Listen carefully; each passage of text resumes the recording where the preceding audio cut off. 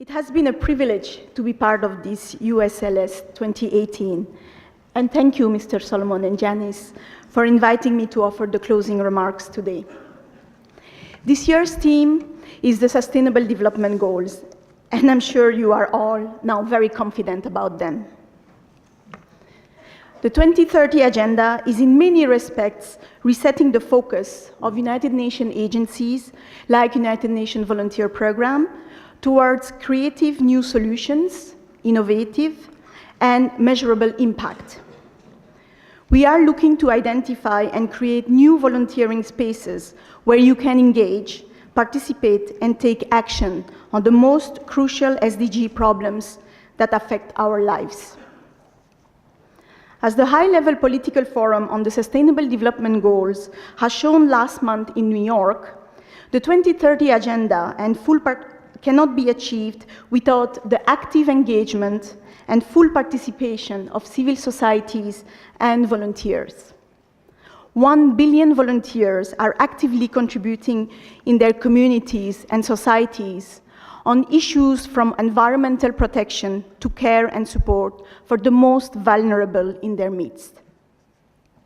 We, at the United Nations Volunteers Programme, see the power of volunteerism as a key component to ensure that all stakeholders from community, local, national, and international level be part of the journey and the achievement of the SDGs.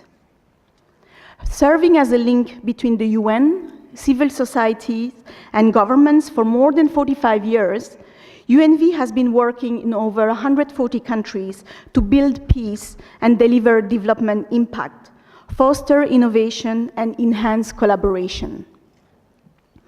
The majority of volunteer work, 70%, is not driven by organizations, but happens directly between people in their communities and societies.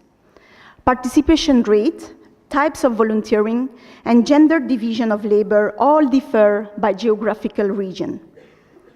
I'm pleased to say that women take on the majority of volunteering work globally at 57%.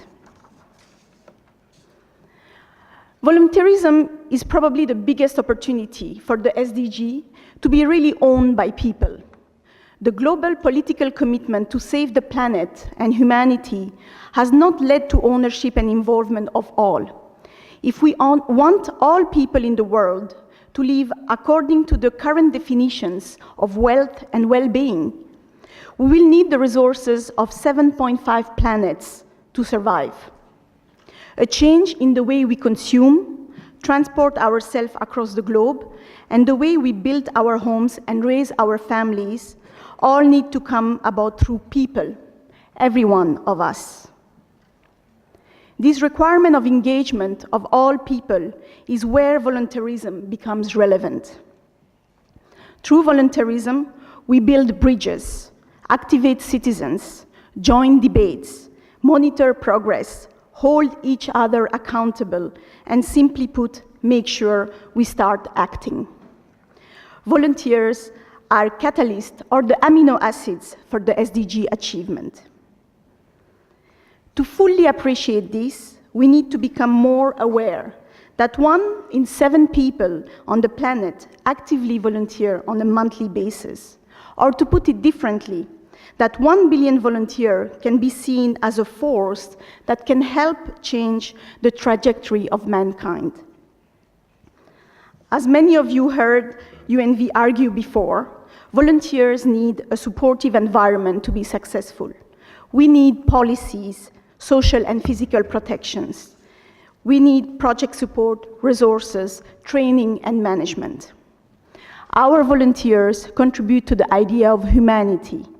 We, at UNV, recognize the dedication of all volunteers worldwide in peace and development efforts, working tirelessly to ensure that no one is left behind.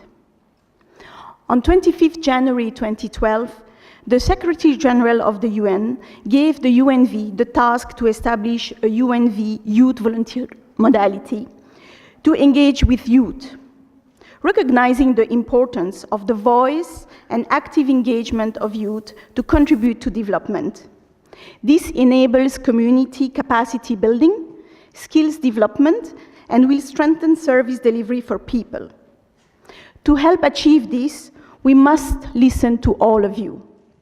In front of me, yes. We must use the drive, fresh ideas, and innovative approaches that you bring. When I look at all of you, I can only think about the beautiful and exciting times that you are in your life and what awaits for you. So what is next for you? I know you will do very well. Please cherish these moments and live fully. I look forward to seeing you as leaders of tomorrow in your respective field of work or your area of choice. I still remember when I was a student and the way I was looking at life. Actually, early in my teen age, I knew I wanted to become a lawyer. I pursued my studies and my master's degree studies in the hope to become a lawyer specialized in the European competition law matters or to become a corporate lawyer. I actually started my career as a lawyer in a big law firm in Belgium. And very rapidly, I realized that that was not really what was for me. In fact, during this work, what was really giving me the tremendous joy was not the corporate legal stuff I was working on, but more the pro bono cases where I was actually helping people who could not afford to pay for a lawyer. These were refugees seeking asylum.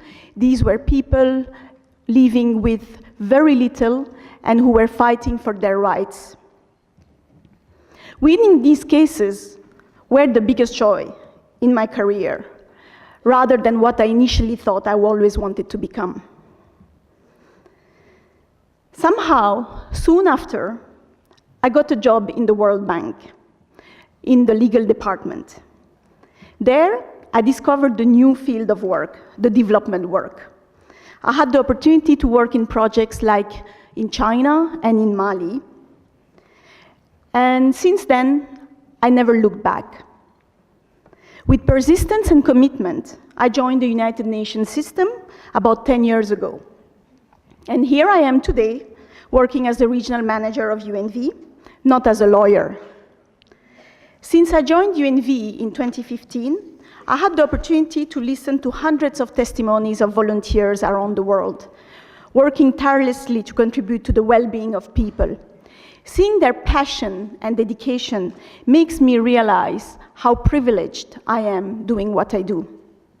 Young people like you and all the volunteers I meet truly inspire me. So why am I telling you this? What will make you become the citizen, the leader of the world you want to be? Allow me to share a few thoughts with you today. First, I would like to come back to the studies and the importance of education and learning. Please study what makes you happy. Don't study something because you want a particular job only. Don't study something because you think this is the best way to get to the United Nations, for example, as I was asked last week by one of you. I remember one volunteer a few years ago who once told me, "I cannot believe that the job I used to hate is the one that helped me to enter the UN, only because they needed a specialist in my field." So you really never know what is around the corner for you. When I think about education, I always have in mind a quote of Malala Yousafzai. Education is education. We should learn everything and then choose which path to follow. Education is neither Eastern nor Western. It is human. The second message I have, either at work or in your personal life, when you are faced with a tough decision, I have one thing to say: follow your heart and do what you like, what you love.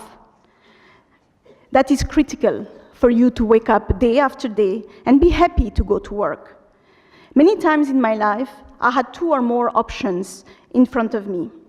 And actually, I realized over time that the only way to decide is to follow my heart and what I believed at that time was right for me.